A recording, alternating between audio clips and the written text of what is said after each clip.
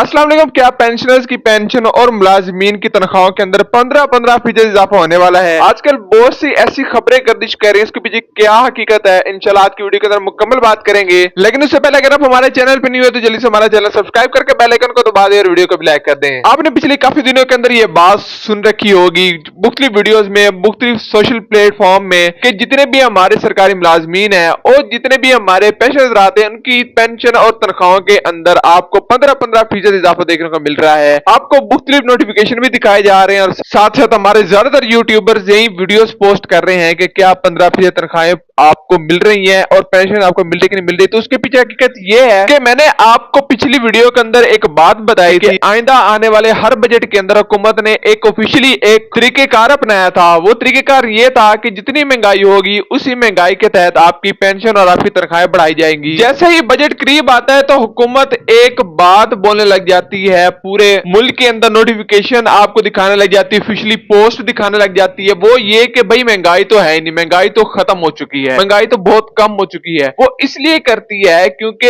एक हुकूमत का क्राइटेरिया होता है, एक ऑफिशियली क्राइटेरिया है कि जब भी आपको तनख्वाहें या फिर हुकूमत को किसी भी आवाम के किसी भी शोबे के अंदर रिलीफ देना होता है तो वो रिलीफ तब देती है जब लगे कि भाई महंगाई बहुत ज्यादा है। मिसाल के तौर पर अगर पेट्रोल का रेट 300 रुपए है या फिर इससे ज्यादा है तो हुकूमत चाहेगी कि अवाम को रिलीफ दिया जाए, क्योंकि 300-400 रुपए पेट्रोल अवाम की जेब पे काफी ज्यादा भारी होता है तो हुकूमत उसको रिलीफ देगी। लेकिन अगर हुकूमत ये शो करवा दे कि भाई जो पेट्रोल है वो तो जब हमने बजट पेश किया है तब था ही 200 रुपए, 300 रुपए तो था ही नहीं, तो हुकूमत वो बजट वाले एक आधे महीने के अंदर क्या करती है कि वो महंगाई की जो शरह से कम करके जो एक रिलीफ होता है वो रिलीफ नहीं देती अवाम को। और वो रिलीफ किस तरह दिया जाता है, पेंशन बढ़ा के या फिर तनख्वाहें बढ़ा के। तो कहने का मकसद ये कि हुकूमत एक टेम्परेरी सिचुएशन ऐसी बना के जिसके अंदर लगता है कि महंगाई काफी कम हो चुकी है, उसके अंदर जो है वो हुकूमत फैसला करती थी कि पेंशन में या फिर तनख्वाहों में कम इजाफा किया जाएगा। लेकिन अब पिछले दिनों के अंदर जैसे कि आपको सुनने को मिला है कि हुकूमत ने कहा था कि भाई हम 2 सालों की अब एवरेज निकालेंगे और 2 सालों की अगर एवरेज निकाली तो जारी बात है कि पिछले साल भी और इस साल भी काफी महंगाई रही है। तो आपको देखने को मिल सकता है कि आपकी जो पेंशन और आपकी तनख्वाहें हैं वो तकरीबन 10% बढ़ जाएं। लेकिन अब बात यह है कि इसके अंदर मैंने गुज़श्ता वीडियो के अंदर आपको बता दिया था कि जो हमारे मेडिकल अलाउंसेस हैं, चाहे वो हमारे पेंशनर्स को लेके हो जाए या फिर हमारे सरकारी मुलाजमीन को लेके हो जाए, उनकी जो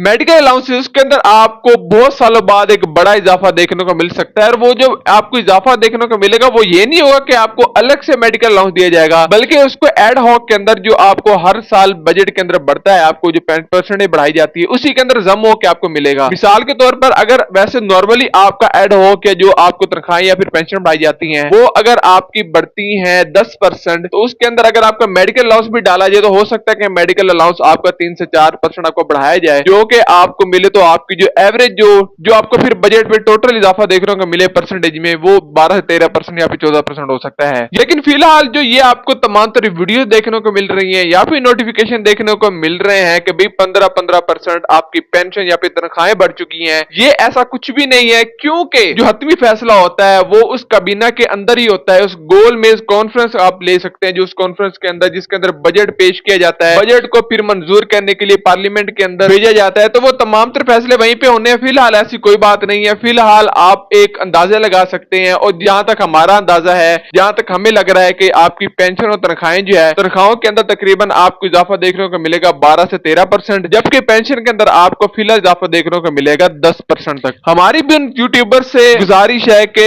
आप रहनुमाई करें हमारे जितने मुलाजिमीन या फिर पेंशन हज़रात हैं, लेकिन उनको ऐसी कोई भी इंफॉर्मेशन ना दें जो कि ऑथेंटिक ना हो और बाद में उनके अरमानों के साथ उनकी फीलिंग्स के साथ खेला जाए, क्योंकि हमारे मुलाजमीन और हमारे पेंशन पहले ही बहुत ज्यादा चीजें फेस कर रहे हैं, बहुत ज्यादा मुश्किलात का सामना उनको करना पड़ रहा है। तो अगर मजीद उनकी मुश्किलात का इजाफा कर दिया जाएगा तो जारी बात है कि उनके लिए बहुत मुश्किल होगा और हमारे लिए भी बहुत मुश्किल होगा कि हम अपने उन आवाजों को बुलंद कर सके या उन आवाजों को वहां तक पहुंचा सके जो ऑथेंटिक या फिर हमारे मुलाजमीन के हक में बेहतर बात करती हैं। इसके साथ साथ हुकूमत ने कुछ और बड़े फैसले किए हैं। इस बार हुकूमत कुछ ऐसा फैसला भी देखने को मिल रहा है उनकी तरफ से कि जितने भी हमारे मुलाजमीन है उनको उनके ग्रेड के हिसाब से उनकी तनख्वाहें या फिर एडहॉक वगैरह बढ़ाया जाए या फिर पेंशन वगैरह बढ़ाई जाए। फॉर एग्जांपल के एक जो स्केल है वो 1 से लेकर 16वां स्केल तक जितने मुलाजमीन है उनकी तनख्वाहों के अंदर जो इजाफा है वो अलग से किया जाए, उससे ऊपर वाले ग्रेड्स हैं उनकी तनख्वाहों के अंदर एक अलग से इजाफा किया जाए। छोटे मुलाजमीन मुलाजमीन को ज्यादा रिलीफ दिया जाए, जबकि जो बड़े मुलाजमीन हैं उनकी तनख्वाहों के अंदर कम इजाफा किया जाए। काफी प्राइवेट ऐसे मुलाजमीन हैं जिनको कंपनी इन्हीं फार्मूला के तहत तमाम तर इजाफा देती है, लेकिन हमारे सरकारी मुलाजमीन में भी इस बात देखने को मिलेगा कि उनके ग्रेड के हिसाब से उनको इजाफा देखने को मिलेगा, उनकी तनख्वाहों के अंदर, उनकी पेंशन के अंदर भी हो सकता है कैसा निजाम एक लेके आया जाए। इस उम्मीद के साथ कि आने वाला हर दिन हमारे मुलाजमीन के हक में बेहतर हो।